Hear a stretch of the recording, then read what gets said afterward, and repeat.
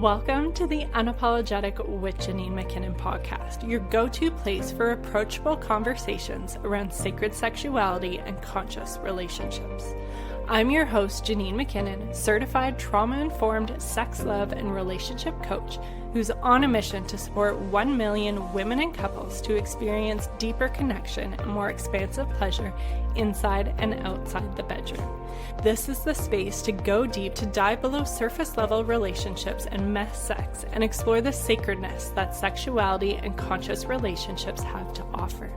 Because deep connection, spiritual sexuality, full body orgasms, and transmuted sexual energy are available to everyone.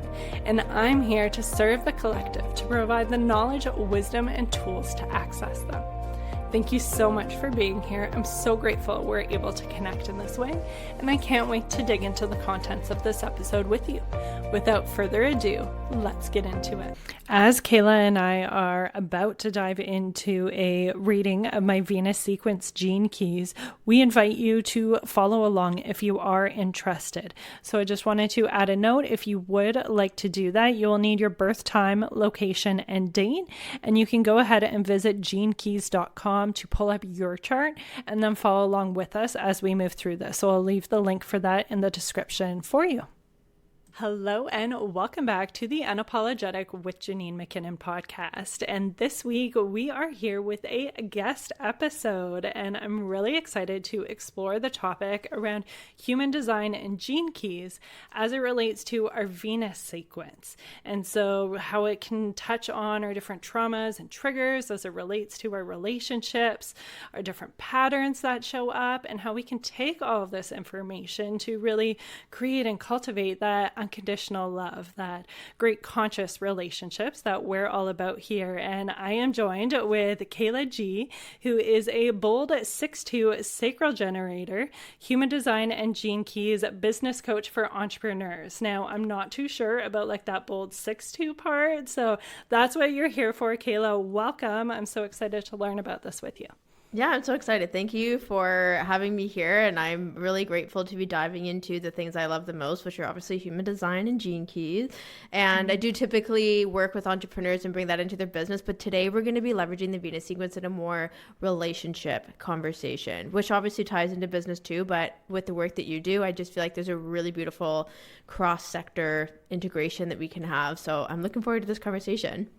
Yes, me too. And I've dabbled into the world of human design a little bit, and my gateway was actually business. And for me, it brought a lot of relief and validation of like, oh, this is why these like typical things don't work for me. But I haven't heard conversations relating it to love and relationships. So I think that'll be really interesting to dive into. But before we do, I'm curious of how did you get into all of this? I know from checking out on Instagram and chatting a little bit, starting out as personal trainer, getting into mindset. So I would love if you could just share a bit about your journey. Yeah, so I started my entrepreneurial journey about 8 years ago. Like you said, I was a personal trainer. I actually was a teacher before that. And I left that, got into personal training for 3 years. And then through that, I really started to dive into the art of coaching. And so obviously coaching was happening a lot in my sessions with my clients. And that's where I realized mindset was a huge thing that people needed to be successful. It didn't matter how great their plan was for losing weight. If they did not have a good mindset, it wasn't going to work. So then I started to lean into the online space, and I started a mindset coaching business back in 2019. And it was funny because my journey was initially in the online space, like I really struggled. So, we see a lot of people flashing numbers like 6 figures in 6 months and hitting all these crazy milestones, which is amazing, but that just wasn't my story. And so I started to really grapple with like, oh, I need more certifications, or, oh, I need more of this. And then eventually I started to realize, okay, you really need to get into business strategy. And luckily I had found human design and gene keys just before I really leaned into starting to incorporate more strategy. But I got really curious as to why, if, quote, all strategy works, why is it that some of it doesn't work for some people? Like there needs to be a reason. It can't just be, oh, you're not convicted. And so that's when I started to see the emphasis of human design and gene keys and how that really showcases why a strategy works in business or not. And so what I love about the gene keys, which we're going to be diving into today, is that it's a much more feminine approach. Like human design is tied into astrology. We have the chakra system. We have the I Ching system, which is also connected to the gene keys. But it's very much like, this is your type, this is your strategy, your authority, this is how you're designed to move, which is great. The gene keys, like you said earlier, they really paint the picture of your patterns and your triggers and your zones of genius. And so I love to bring this in from a feminine, contemplative perspective. So this is really the approach. Richard Rudd, the creator of the gene keys, the art of contemplation is how we infuse that wisdom into business. So today we're really going to be diving into the Venus sequence, which you said earlier is all about unconditional love and relationships. And so whether you're an entrepreneur or not, hearing this conversation, bringing up your gene keys, you're going to be able to really understand how you can leverage this and have like a really gentle and curious approach as to why and how these energies show up in your life. So much great information there. Like, I was ready to ask, what's the difference between human design and gene keys? Because I've heard of gene keys, but didn't really know what that was. So I'm definitely gravitating towards the more feminine side of it and not as much of like the structure, here's this, here's that. But yeah, I'm getting more of that flow and kind of like the subconscious layers as it relates to the traumas and the triggers and different things like that. So this should be exciting. So I know you touched on a little bit right there in terms of the Venus sequence. Could you expand on it a bit more? Yes, I will. So I'll share a bit more about what the gene keys are. Like I did a light contract with human design, but human design, like I said, there's astrology, there's the chakra system, there's the Kabbalah tree, and we have the I Ching system. So the I Ching system are like what we call are also the 64 hexagrams or the 64 gene keys. So when you're looking at your human design chart, and you know what, actually, I think this is a great time for me to screen share to just showcase everything that I'm verbally explaining. But when you look at your human design chart, so on the screen we have Janine's gene keys and also her human design chart. You have the numbers that are inside of the centers on your human design chart are the I Ching system, and that with astrology, they get pulled into what we call the gene keys. So on this screen right now, we have a bunch of spheres or circles. We call them spheres, and there's like green spheres connecting to red ones and to blue. There's lots of numbers, there's lots of words, and it's very confusing and overwhelming, which is... It looks super confusing. Whenever I see any of these charts pulled up, I'm like, what am I looking at? Totally. But today, we're really just going to be focusing on the Venus sequence, which are the spheres that are colored in red. So the Venus sequence, so I'll kind of explain the breakdown of the gene keys. So each gene key is actually a representation of a planet, and the number inside is the gene key. So for example, in your purpose sphere, which is the start of the Venus sequence, we have gene key 35. Every gene key has 3 energetic expressions. We have the shadow, we have the gift, and we have the city.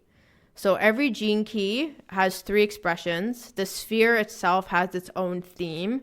And then we also have the line. So you see 35.4. So the line is also another layer of flavor. So it's crazy because it's just this tiny little thing on the screen, but it has so much depth when you start to look at, where does this show up in my life?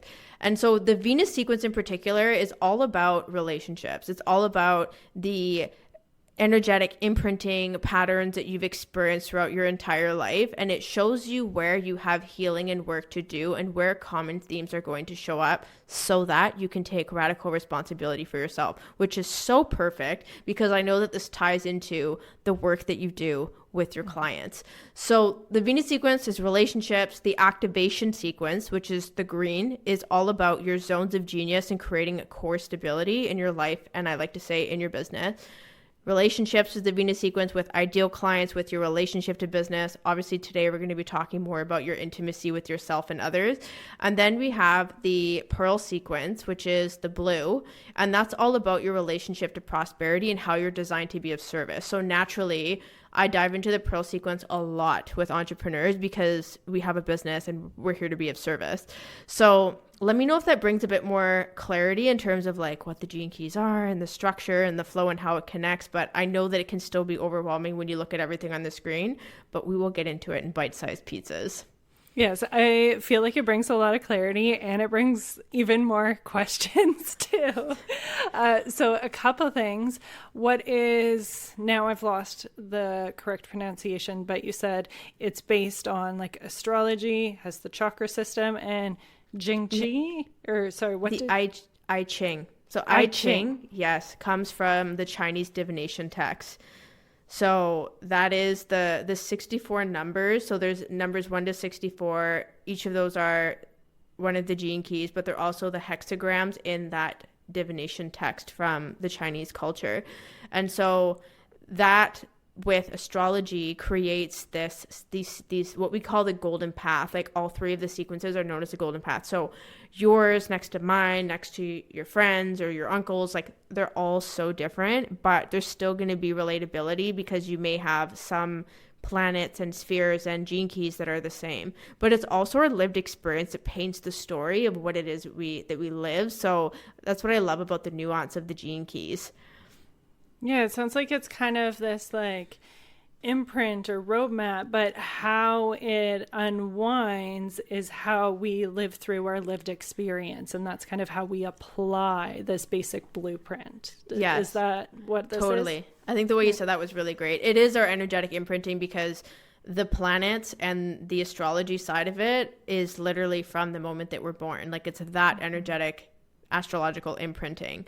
So yeah, that's a great way. That's a great way to see it. And the thing is too, it's so nuanced because the way you live through life and the relationships that you experience, you can go back and like, you know, we'll talk about your purpose sphere in a minute, but like how you experience this today versus 2 weeks from now or 12 years ago is so different, even though that's the energetic imprinting that you had like the day that you were born. So that's why I love like the Gene Keys is not, oh, I'm going to buy the book, which is massive. It's so thick. The Gene Keys book is amazing, but it's not like, oh, I'm going to read the book once and know everything. It's literally a lifetime of experimenting, which is great. Yeah, and all of the different interpretations. And as you said, interpreting it from this lived experience. And then again, a year, 2 years going through, you're going to look at it through that different lens.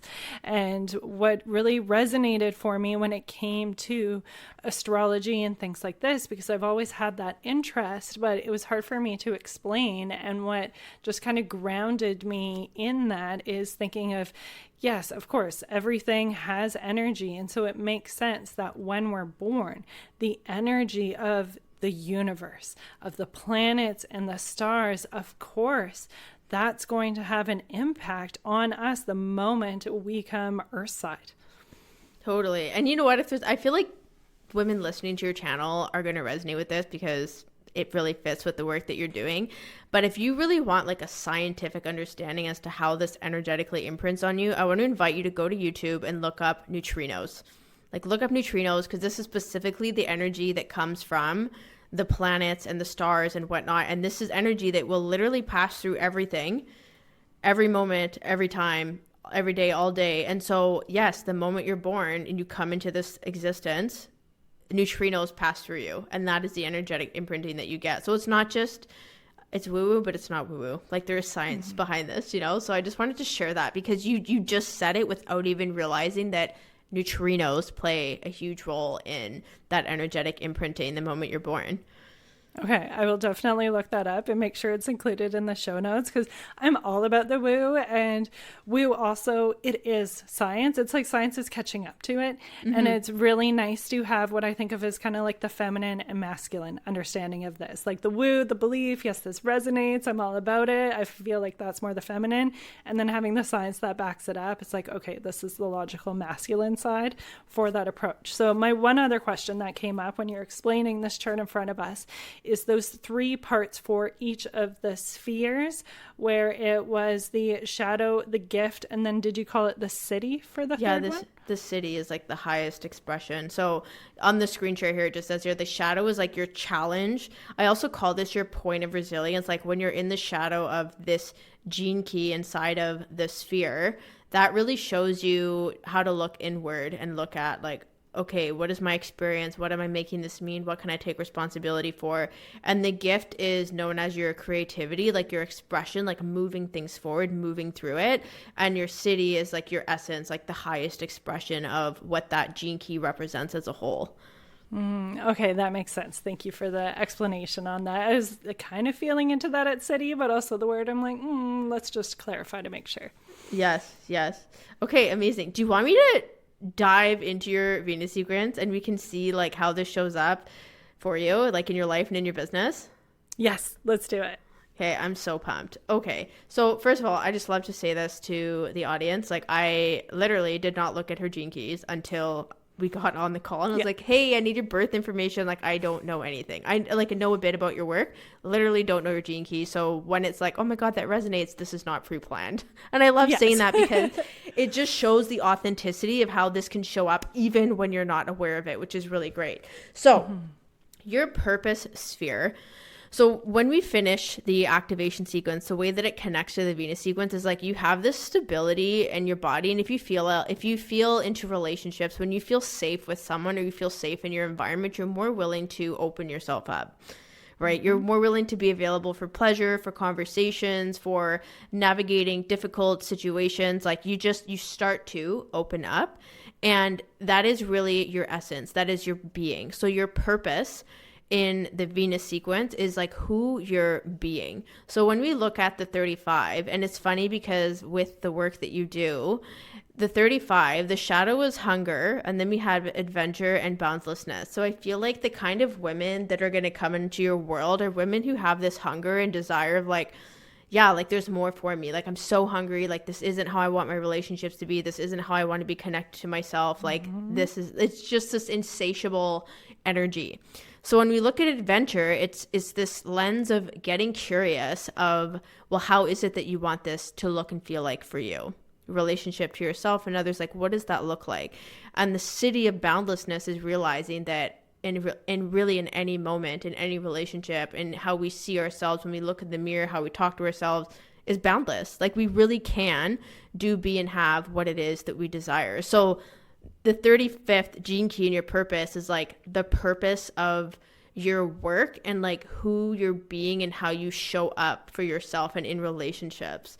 So the fourth line of breath is supporting yourself and others with finding a rhythm, having that expansion and that contraction through the work of the 35th gene key of like navigating the contraction and expansion of hunger, adventure, and boundlessness, and helping yourself and others find that flow that works for them. So I'm curious how that resonates with you so far.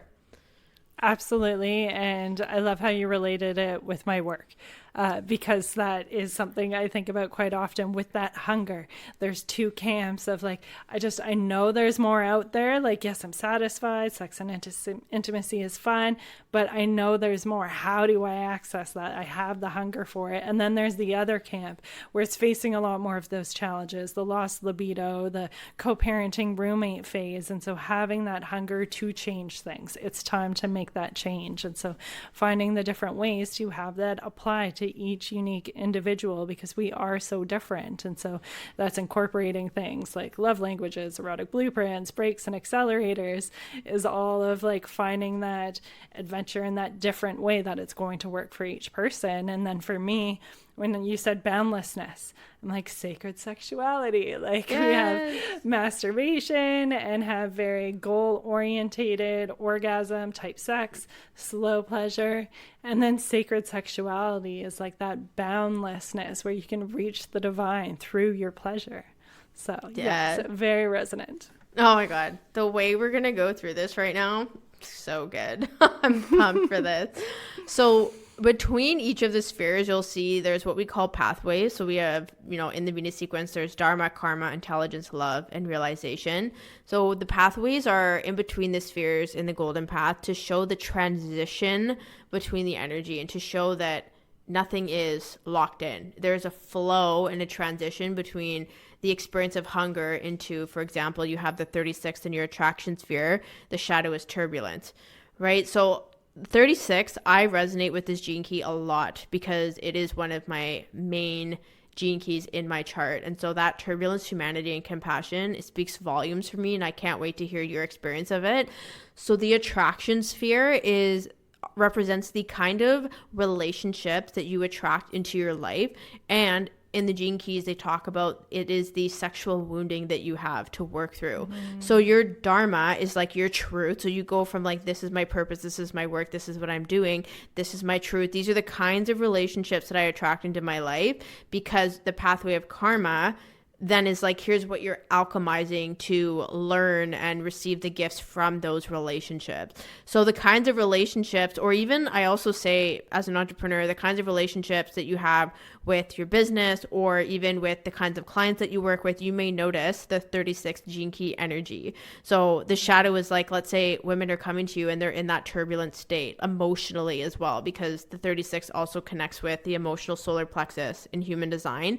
And it's like this emotional turbulence, like, why am I feeling this way? Like, I can't express myself. I'm disconnected from myself.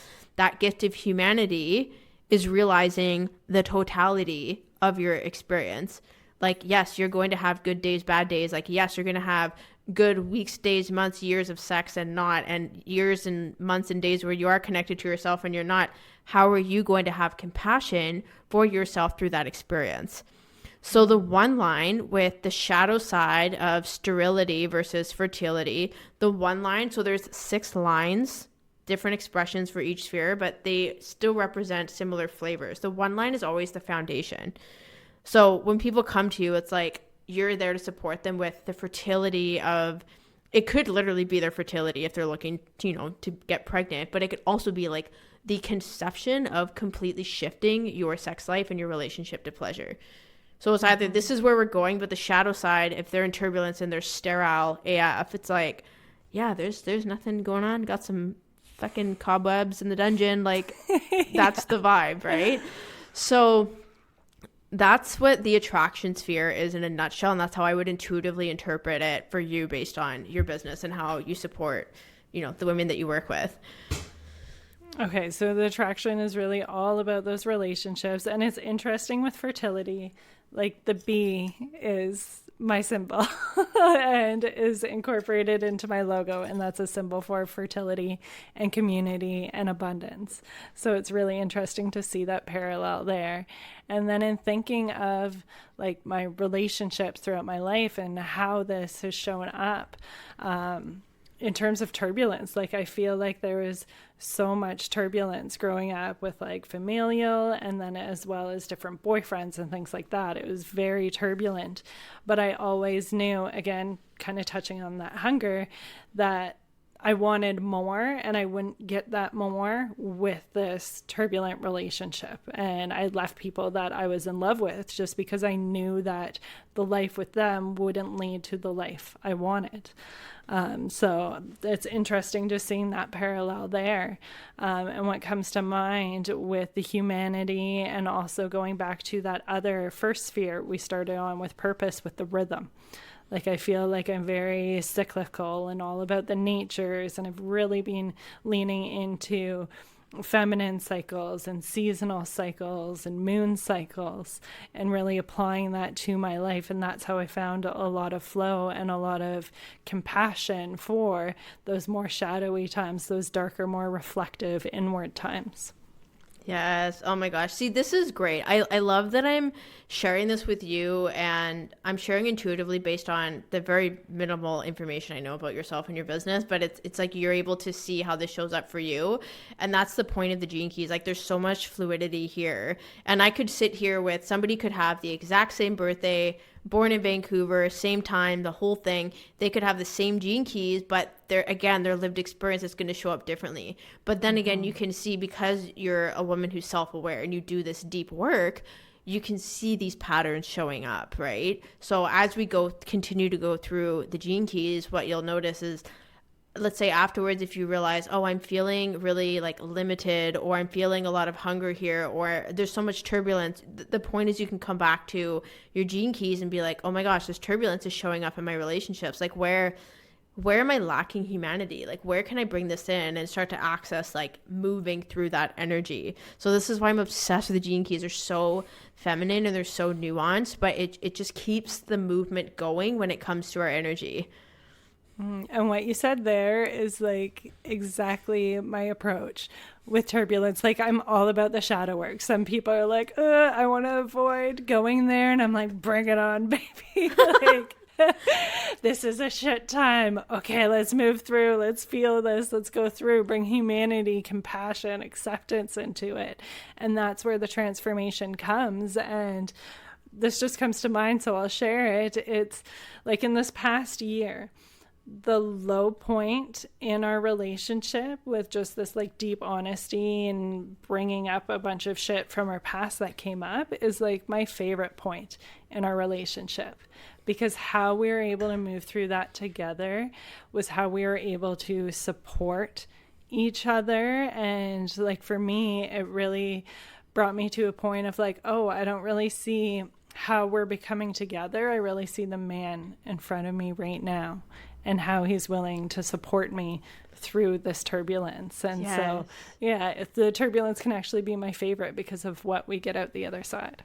Yes. Oh, it's so funny. I relate to that too. Like I've really seen turbulence play out in my relationships as well with my fiance, but also my experience in business has been so turbulent. And so the way that you just said, I see the man in front of me, like that is pure humanity, like, and compassion, like right there. You can just see this is how the gene keys show up in your life. Like, it's crazy when you can have a conversation about anything and you could bring up the gene keys, and it's just such a curious thing to see them come to life and be alive through illumination, right? So yeah, I love that. Okay, ready for me to keep going? Yes. Okay, so like I said, you're here to alchemize the experience of turbulence in relationships, and that becomes your karma, right? The karma of like your gifts of what you're here to give and receive through your lived experience in relationships. So now it's interesting because we're going back in time in terms of the astrological placement. So the IQ is your intelligent quotient. This is the energetic imprinting that you've received between the ages of 14 to 21. Your EQ is your emotional quotient, and this is the energetic imprinting that you've received between the ages of 7 to like 15. And then the SQ, your spiritual quotient, is where you've received your energetic imprinting and like your lived experiences between the ages of 0 to 7. So there's like 3 intense phases where whenever I contemplate these gene keys, I always look back like what themes was I going through during that time of my life where this is showing up now in my adulthood. And then the last sphere, it says vocation here, and that's the start of the pearl sequence. But if I were to separate the entire chart, it would actually say your core wound. So your core wound is like the energetic imprinting and deepest wounding that you receive while in the womb of your mother. So we'll like go back in time, but I just wanted to share. Now we're getting into like these phases within the Venus sequence. Okay. So your IQ, ages 14 to 21, the 60th gene key. So we have the shadow of limitation, realism, and justice. And your IQ is like your mental capacity and or barriers that you have, like how you mentally process things. And so the goal with the IQ and the EQ being connected by the pathway of intelligence is that when you can mentally break down in a very intentional, loving way, like your mental blocks, is when you open up and connect to yourself and others emotionally.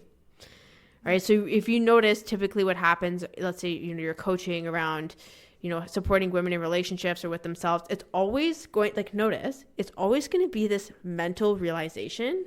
And then it's like they pour into their body and they connect with their heart every time.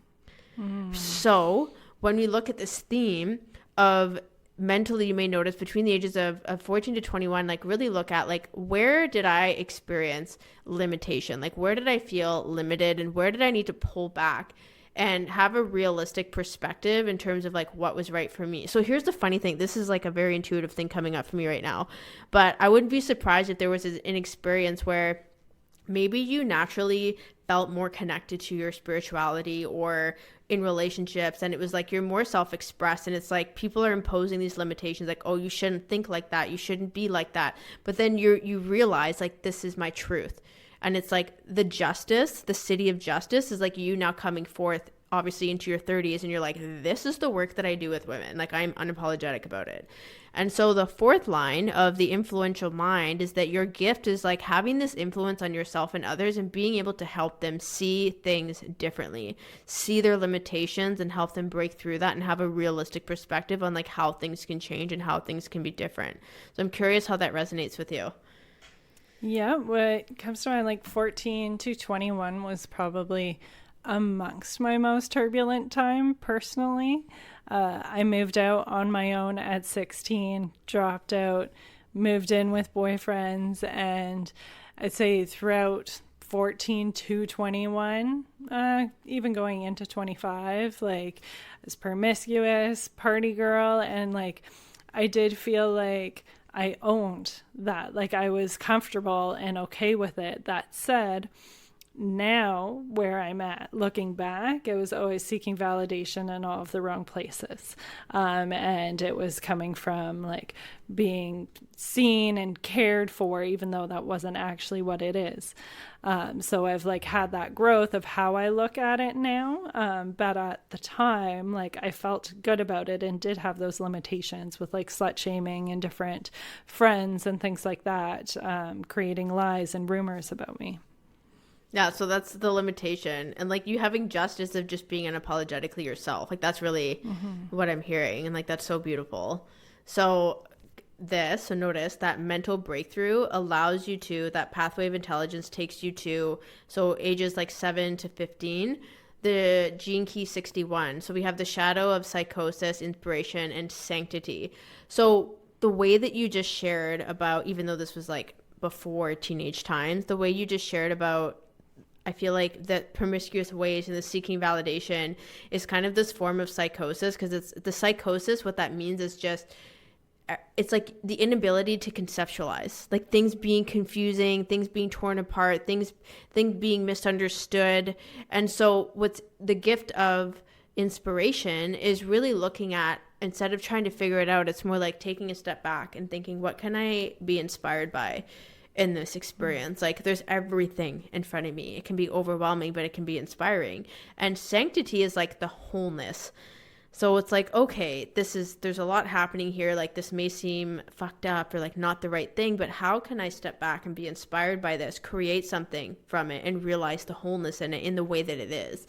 And so the fourth line of kindness and meanness, especially, that prepubescent stage, is really looking at being kind with yourself, being kind with others. And this might be a time where you experience like you either mean to yourself or others were mean to you. And there was just a lot of this confusion with the psychosis. But then obviously I feel like now that we're adults looking back, it'd be easier to see the inspiration from that, because of like, wow, that made me who I am today. And that's how I make a difference for other women that I work with. Interesting, because my parents got divorced at 7. And so like the 7 to 15, like that's leading up to me being out on my own. And I just think of how it was like a lot of daddy issues and family issues and me feeling like I wasn't understood at all, didn't fit in, hopped around from different friend groups. And with that feeling of lack of understanding, just ended up leaving and going on my own. And thinking of like even more later in adulthood with like the psychosis and inspiration and sanctity, thinking of like a low point in our marriage after having 2 kids a year and a half apart and feeling really resentful and just like caught up in all of these different things. And one of the key things that pulled me out of that is like focusing on gratitude and inspiration, and like having gratitude for the small things he did do. Like I may have felt really resentful being stuck at home with the kids all day while he went off to work at that stage in our life, and then being like, no, he's going to work for us. He's going out and chopping wood for our wood stove when it's cold, and he doesn't want to do that, but he's doing that for us. And so having appreciation for that is kind of part of the turning point for us in our relationship. I love that. It's so crazy how you see the patterns, like they spiral throughout our entire life. Like even though this is the 3 intense phases in the Venus sequence, and we see where this shows up for us at that time, we can also see how it's impacting us now, and how we choose to be different, or do we choose to embrace the aspects that we really loved about that time or who we were as that person. So yeah, I really love that. So moving into, we're going to keep going back in time here. So the pathway of love, and going into the spiritual quotient. So the spiritual quotient is what it is. Like, it's the spiritual experience that you have with yourself and others. And you can see that. So it's right in the middle of the pathway of breakthrough in the activation sequence. And this spiritual quotient is like the breakthrough that you have in terms of connecting with your deepest wounding, but then realizing that this is your biggest gift. So you have the mental breakthrough in the IQ, you have the emotional breakthrough here, and this is like the spiritual breakthrough. So here's what's interesting, and I love that you have duplicates of your gene keys so that you can compare and contrast. Like, a gene key in a different sphere with a different line can be so different, but still have same flavors. So again, we have the 60th, which is similar to your IQ.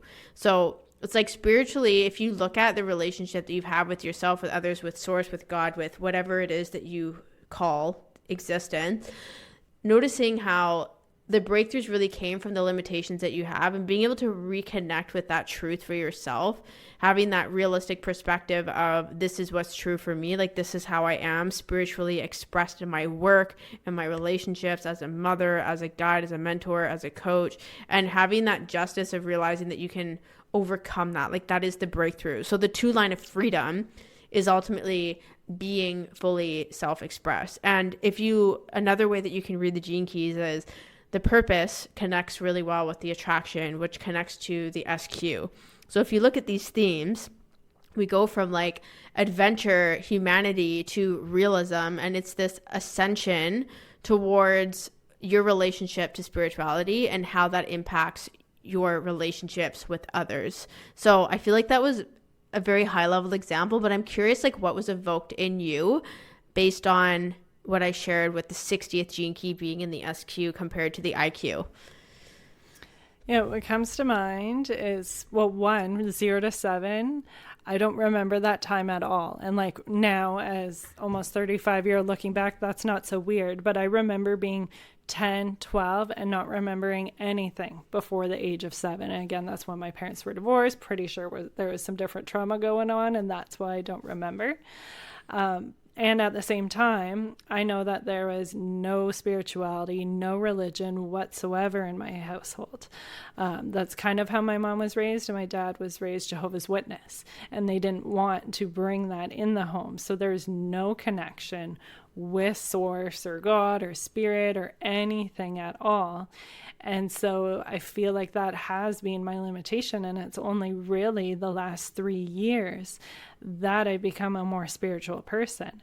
I had that upbringing of like Jehovah's Witness and like looking at how that's affected my family in different ways, but that was the only kind of spiritual thing that I was able to glean on. And so it was actually through my work with sacred sexuality that I have opened up into different energies and spirits and guides. And my intention for this year is to actually build my relationship with my spirituality. And I came up in conversation just yesterday or the day before, actually another podcast conversation. And I hit a point, I'm like, how do you pray? Like, I've never seen anyone actually pray outside of movies and TV, but like, I'm curious, like, how does that work? How do you have a relationship with source or whatever it is for you? And so that's something that I'm really going through right now, and sharing that with my husband too, because he had his own upbringing that had religious influence, but because of certain situations that happened, he had a very negative outlook, understandably, on religion. And so that stayed up until more recently, where because of me and what I'm going through, we're having more of these conversations, and it's starting to shift his perspective as well. And we're starting to have more of these conversations with my kids. That's awesome. I really love that. And I can hear the freedom in you sharing that too, like freedom for yourself, freedom for your husband, freedom for your kids, where typically people who have had an unfortunate experience with flavors of religion and spirituality, they felt boxed in. That's usually the number one thing. It's like you had to be a certain way, act a certain way, and there was a lack of freedom in that. So I love that this is coming up for you. And I just feel intuitively to tell you, like, I think you should contemplate the 60th gene key more, like even after a conversation, because there's so much wisdom there. And I think it might even inspire you in different ways on how you can bring that conversation back to your family, which is really beautiful. Okay, we'll look that up, especially because it showed up in multiple times now. And another thing that comes to mind on this same thing is that I feel like I always had this pull to more of the spiritual, energetic, kind of witchy side of things. And because of different things I heard adults in my sphere talk about those things, I always kept it inside. Oh, I won't be accepted if I share this. And that's something that also showed up in my marriage. I remember years ago, we walked past the psychic booth and my husband just made a comment about it, like how that's all so silly. And so again, I like kept inside, okay, don't share this parts of me with him. And then it was through creating that safety within myself that I slowly started sharing more and more of these things. And it was like a year later from that instance of walking past that booth, he was at a witchy shop, like buying me crystals and tarot cards and things like that as gifts. I love so it's that. just interesting seeing that journey. Yes. Oh my gosh, that's so good. Okay, we have one sphere left, which is so exciting. So from this spiritual breakthrough and acceptance and radical self-love, like just deeply loving yourself, trusting yourself, like the heart of your essence, we move into the pathway of realization, and this is the breakthrough realization of your core wound. So you have 43.4 here, and we have the shadow of deafness, insight, and epiphany. So what I love about this, and this is where, we start to move into the pearl sequence a bit, but your core wound is your greatest talent and gift that you're here to share with the world. So when we look at the shadow of deafness, it's really interesting because even just through the themes that you've shared in terms of your life and your relationship with yourself and sexuality and sacred sexuality and your upbringing, deafness is like the inability to hear or connect with oneself or others. And so that insight for me is being curious. It's like when somebody's talking and they're like, yeah, I hear you. And it's like, okay, but are you listening? Like there's a difference between hearing and listening. And so that insight is the flip of curiosity, because let's say when we lead to the city of epiphany, this really ties into a realization, like something you've never heard before, or maybe it's something that you've never listened to before. Somebody said something to you, or even you listen to yourself in a way that you've never listened to before. And it's that connection is what creates the epiphany. And that's what creates the conversation of, for example, the women that you work with, shifting their relationship to their sexuality, to pleasure, to masturbation, to whatever kind of relationships they're interested in having. So that is like your core essence, your core wound. And so that deafness might also play into, because I said this is like the imprinting that you receive while in the womb of your mother. You may have noticed themes throughout your life where you feel like you weren't being heard. Whereas I feel like you shared that. Parents divorcing, the way that you moved into, being promiscuous, the way that you navigated moving out. Like there's so much energy around being misunderstood and not being heard. But if you actually realize, like, I can hear this with the way that you're sharing, you've had this far-sighted view on your life and the work that you do, that's given you the insight and the epiphany of like, this is how I meant to support myself and women. Like I've gone through all of this specifically because of X, Y, and Z, even if I feel like my parents or my friend or whoever growing up didn't validate me, and there's that feeling of deafness there because you feel like you weren't heard. So that's like a really deep pillar in terms of the work that you do with clients and how you're of service to them, but also the deep work that you do or have done or are doing continually with yourself in terms of hearing yourself with real intention. Yeah, resonates so much in thinking about my upbringing and like being more of the promiscuous party girl. Like all of that was completely disassociating and disconnecting myself from myself with alcohol and drugs and avoidance and all of those different things.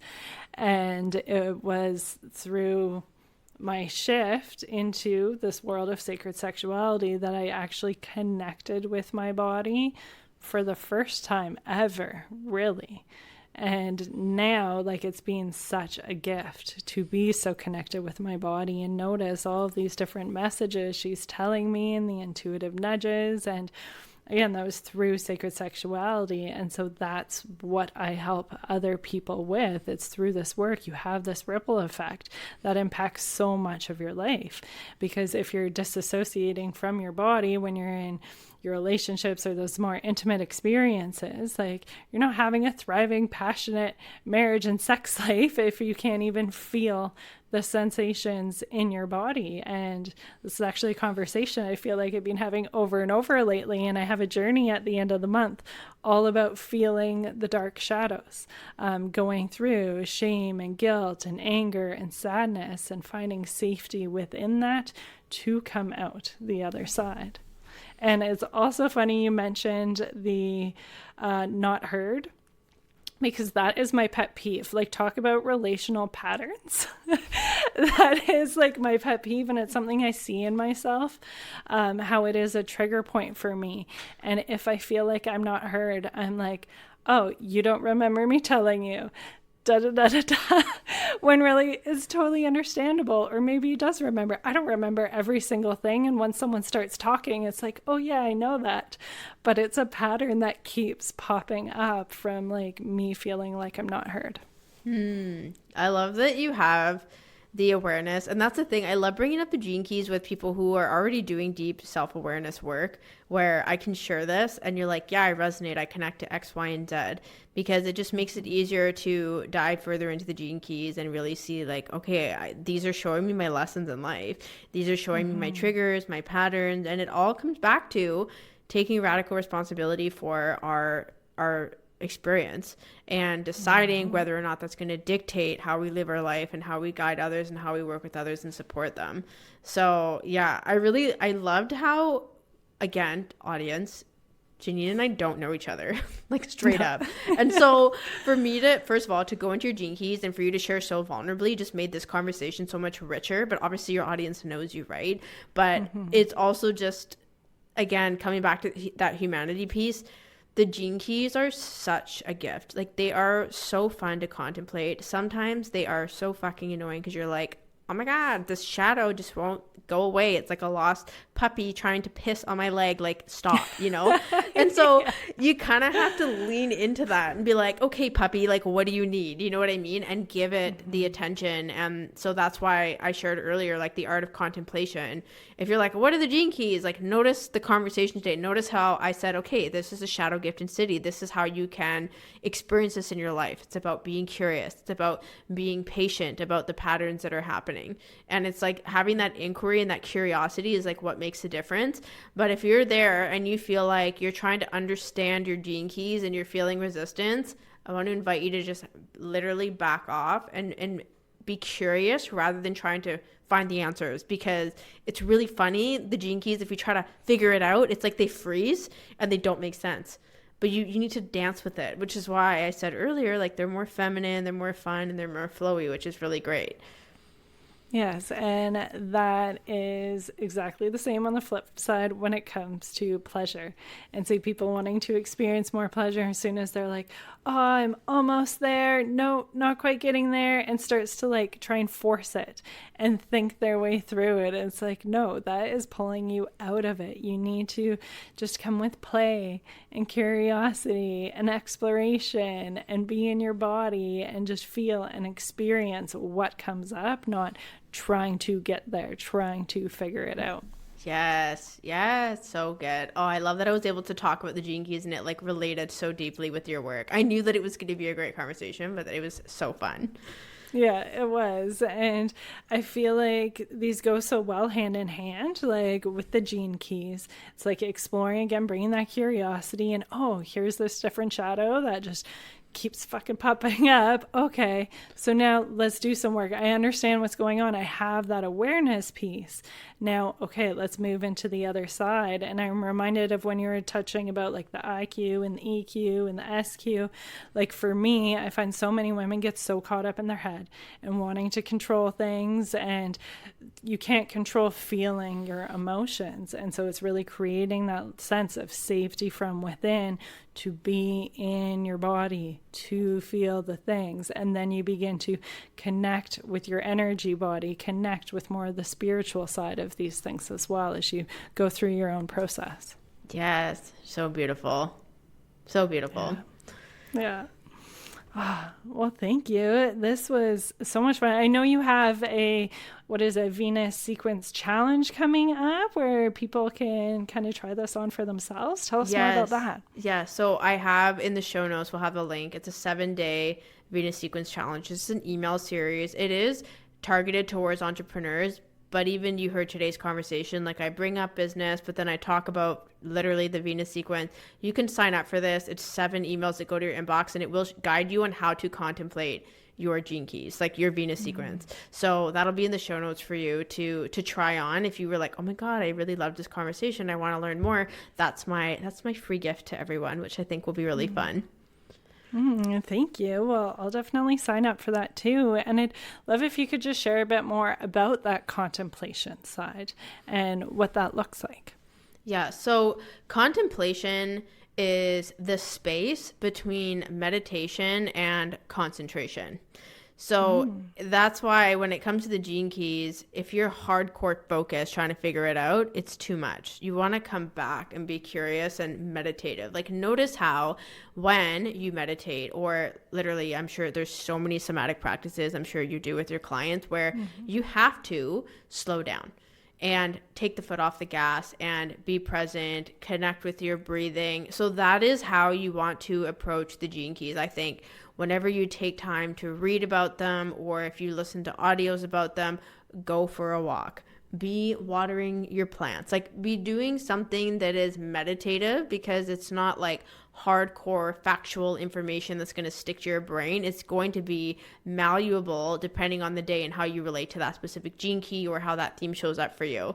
So that's my invitation for everyone. Like when you sign up for the Venus Sequence Challenge, or if you decide to move forward and continue to dive more into the gene keys, that's something that's really important, is that art of contemplation and the juicy slow burn. Like the gene keys are a slow burn. That's how I explain them to people. I love how you explain that, because I'll say quite often, like your wisdom, your inner power comes to you through slowness and stillness and quietness. You need to give yourself the space just to feel and to have the downloads come in. You can't just go through, do one thing after the other. Like you're just having your stress cycle activated when you're just so go, go, go, go, and you're not giving space to open yourself up, to have that curiosity and play. And again, those different downloads come in. So we need that space. And that, I think, in terms of spirituality, so many people are like soaking in all the podcast episodes, all the books, and like taking in all the information. But it's like, yes, that's great. It's great to have that information, that awareness, and we need the time to integrate so we can actually apply it to our life and begin to see those changes. That's where I see a lot of different people getting stuck, is yes, they can have this awareness, but it's not having that space for integration and then implementation. So it's really great that you're bringing that into this challenge of this is where you can actually have that space to integrate and contemplate. Yes, totally. And I think that even when you contemplate the gene keys, like let's say if I asked you, like, how does turbulence show up for you in your body? How does humanity show up for you in your body? How does compassion show up for you in your body? Because one of the things I didn't get into today is, yes, there's the 64 gene keys, but there's also the 64 chromosomes, and it's like related to your DNA. Like it actually is very connected to your DNA on like a scientific level. And so this isn't like astrology, I Ching thing outside of me. It really does live like in the body. Like there's a lot of depth and wisdom for you to dive into.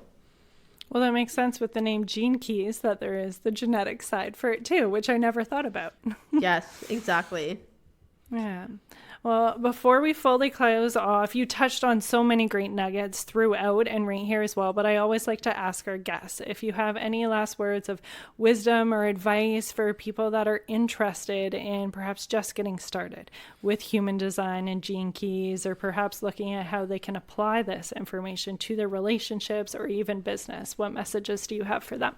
Yeah, I think realizing that, again, it's a slow burn. There's no, you could fly through the 7-day challenge, jump onto the next ones that I have, but really until you stop and ask yourself those introspective questions and really look at, how is this showing up in my relationships? How is this showing up as a mental block for me? How is this showing up emotionally for me? Like, what are these patterns? Like, again, it's always coming back to that curiosity, and you can never rush curiosity.